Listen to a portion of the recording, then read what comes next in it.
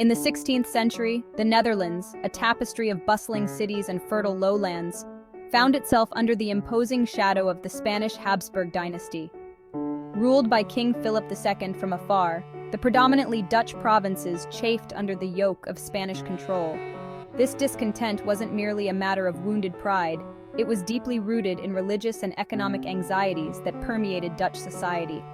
The burgeoning merchant class, the lifeblood of the Dutch economy, bristled at the heavy-handed taxes levied by the Spanish crown. These taxes, they argued, stifled trade and hampered their ability to compete in the increasingly global marketplace. Adding fuel to the fire was the issue of religion. The rise of Protestantism, particularly Calvinism, had taken root in the Netherlands, challenging the long-held dominance of Catholicism. Philip II, a staunch defender of the Catholic faith, viewed this religious dissent as a threat to his authority and the very fabric of his empire. The Spanish Inquisition, with its notorious reputation for cruelty and repression, was unleashed upon the Dutch populace in an attempt to stamp out heresy. This only served to further alienate the Dutch people, pushing them closer to the brink of rebellion. The seeds of rebellion, sown in the fertile ground of economic hardship and religious persecution, began to sprout. Secret meetings were held in the dead of night, whispers of defiance passing between merchants, artisans, and farmers. The Dutch people, known for their pragmatism and unwavering work ethic, found themselves united in their opposition to Spanish rule. What began as a simmering discontent was about to boil over into open revolt, forever altering the destiny of the Netherlands. The stage was set for a clash of wills, a struggle for freedom and self-determination that would pit the small but determined Dutch provinces against the might of the Spanish Empire. From this crucible of conflict, a new nation would emerge, forged in the fires of rebellion and tempered by the unwavering spirit of its people. The Dutch Revolt, a pivotal chapter in European history, was about to unfold, leaving an indelible mark on the political and religious landscape of the continent. Amidst the growing unrest, a figure emerged who would come to embody the Dutch struggle for independence: William of Orange. Born into a noble family with ties to the Holy Roman Empire, William, initially a loyal servant of the Spanish crown, underwent a profound transformation. As the situation in the Netherlands deteriorated, William, often referred to as the Silent for his discreet nature, found himself increasingly at odds with the policies of Philip II. He witnessed firsthand the suffering of the Dutch people and recognized the legitimacy of their grievances. William's leadership was not characterized by fiery rhetoric or impulsive action. Rather, it was his quiet determination, strategic acumen, and ability to unite the disparate factions within the Netherlands that made him such a formidable force. He understood that to challenge the might of the Spanish Empire, the Dutch provinces needed to stand united. Patiently, William worked to bridge the divides between the provinces, forging alliances and fostering a sense of shared purpose. He embraced religious tolerance, recognizing that a unified front against Spain required setting aside internal religious differences. This inclusive approach, starkly contrasting with Philip's rigid Catholicism, resonated with the Dutch people, further solidifying William's position as a unifying figure. He became a symbol of hope, a beacon of resistance against Spanish tyranny. His very name, whispered in hushed tones in taverns and market squares, became synonymous with the fight for Dutch independence. The Dutch people, inspired by William's leadership and driven by their own yearning for freedom, took up arms against their Spanish overlords. What began as scattered acts of defiance, fueled by desperation and anger, gradually coalesced into a more organized resistance movement. The Dutch Revolt, ignited by the flames of religious persecution and economic hardship, had found its leader, a man who would guide the fledgling nation through the tumultuous years of conflict and lay the foundation for a new era of Dutch self-determination. The struggle for Dutch independence was not confined to land alone.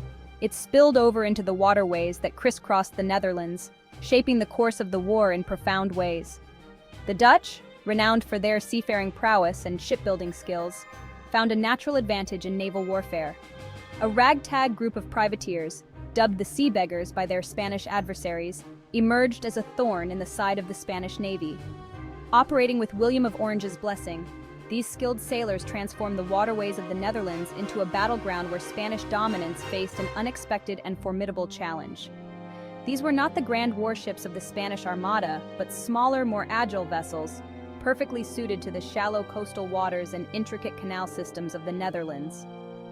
The sea beggars, driven by a potent mix of patriotism and the promise of plunder, harassed Spanish shipping lanes, raided coastal towns under Spanish control, and provided a crucial lifeline to besieged Dutch cities. Their daring exploits became legendary, striking fear into the hearts of Spanish sailors and boosting the morale of the Dutch resistance. One of the most audacious and strategically significant victories of the sea beggars came with the capture of Brill in 1572.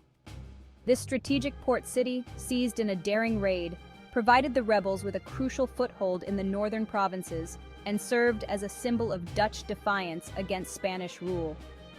The fall of Brill had a ripple effect throughout the Netherlands, emboldening other towns and cities to rise up against their Spanish occupiers.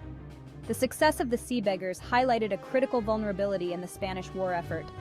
While the Spanish army remained a formidable force on land, their dependence on sea routes to transport troops and supplies made them susceptible to the guerrilla tactics of the Dutch Navy.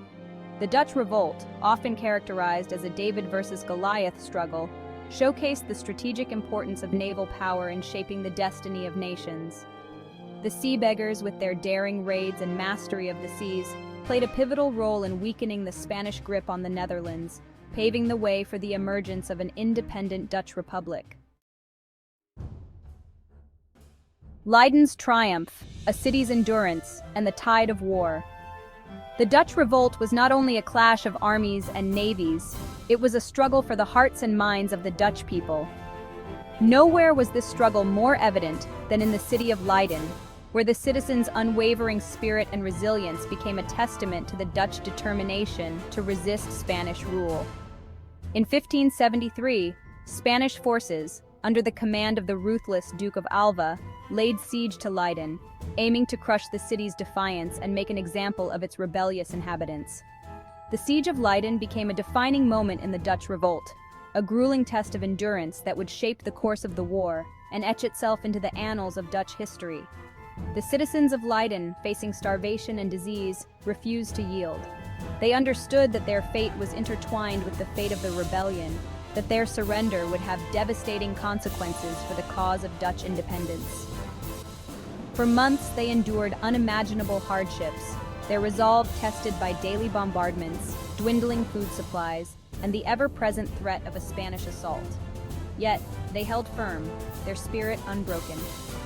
William of Orange, recognizing the strategic importance of Leiden and the indomitable spirit of its people, devised a daring plan to break the siege. He ordered the dikes to be breached, flooding the surrounding countryside in a desperate gamble to relieve the city. The waters of the North Sea surged inland, turning the landscape into a vast, impassable lake. This act of self-sacrifice, flooding their own land to break the siege, illustrated the lengths to which the Dutch were willing to go to secure their freedom. The Spanish, taken aback by the rising floodwaters and harassed by the sea beggars, were forced to abandon their siege. Leiden was saved, its citizens hailed as heroes.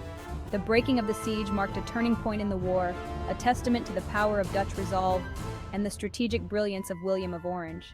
The legacy of Leiden's triumph would resonate throughout the Netherlands, bolstering the resolve of the rebels and inspiring future generations with the story of a city's unwavering spirit in the face of overwhelming odds. A republic forged, the shifting sands of power and identity. As the Dutch Revolt raged on, it became increasingly clear that this was not simply a war for independence. It was a struggle to define the very identity of the nascent Dutch nation. The traditional power structures of Europe, rooted in monarchy and aristocracy, were challenged by the emergence of new ideas, particularly the concept of republicanism. The Dutch, having cast off the yoke of Spanish Habsburg rule, found themselves at a crossroads, grappling with the question of what form of government should replace the old order. The debate raged between those who favored the establishment of a republic, a government without a king, and those who believed that a monarchy, albeit one with a Dutch monarch, provided a more stable and familiar path forward.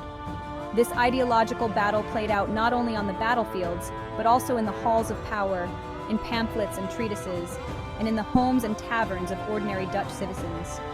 The very soul of the Dutch nation, its values and its aspirations, were up for debate. The Dutch, shaped by their Calvinist beliefs and their long tradition of local autonomy, proved receptive to the ideals of republicanism. They had tasted freedom from Spanish rule and were wary of replacing one form of absolute power with another. The Republican model, with its emphasis on representative government, individual liberty, and civic virtue, resonated deeply with the Dutch experience. It offered the promise of a government accountable to its people, a government that reflected the values of hard work, frugality, and religious tolerance that had come to define the Dutch character. The Dutch Republic, formally established in 1588, marked a radical departure from the prevailing political order in Europe. It stood as a beacon of republicanism, a testament to the idea that power could be derived from the consent of the governed, not from the divine right of kings. The Dutch Revolt, having begun as a struggle for independence, had given birth to a new form of government, one that would inspire revolutionaries and reformers for centuries to come. The Dutch Republic, a nation forged in the crucible of rebellion, would go on to become a global power, its success a testament to the enduring strength of its republican ideals. The legacy of revolt, a new nation on the world stage. The Dutch Revolt, a tumultuous period of conflict and transformation, left an indelible mark not only on the Netherlands, but also on the broader course of European history. The emergence of the Dutch Republic, a small nation that dared to challenge the might of the Spanish Empire and embrace the ideals of republicanism, sent shockwaves throughout Europe. It served as an inspiration to other oppressed peoples, a testament to the power of collective action and the enduring human spirit in the face of tyranny. The Dutch, having secured their independence, embarked on a period of unprecedented economic and cultural flourishing. The Dutch Golden Age, as it came to be known, was a testament to the energy and innovation unleashed by the newly won freedoms. Amsterdam, transformed into a bustling center of global commerce, welcomed merchants and traders from across the globe, its streets teeming with the riches of the East and West Indies. Dutch art and science flourished, producing masters like Rembrandt, Van Rijn, and Hugo Grotius, whose works reflected the intellectual and artistic ferment of the age. The legacy of the Dutch Revolt extended far beyond the borders of the Netherlands. The principles of religious tolerance and freedom of thought, championed by William of Orange and enshrined in the Dutch Republic's founding documents, influenced Enlightenment thinkers like John Locke and Montesquieu, whose ideas would shape the course of Western political thought. The Dutch East India Company, a symbol of Dutch commercial prowess, established trading posts and colonies across the globe, forever altering the dynamics of global trade and leaving an indelible mark on the cultural and linguistic landscapes of Asia, Africa, and the Americas. The Dutch Revolt, a pivotal chapter in the history of freedom and self-determination, reminds us that even the smallest of nations can achieve extraordinary things when united by a common purpose and driven by an unwavering belief in the right to chart their own destiny. The legacy of the Dutch Revolt, with its emphasis on individual liberty, religious tolerance, and the power of collective action, continues to resonate today, inspiring us to strive for a more just and equitable world.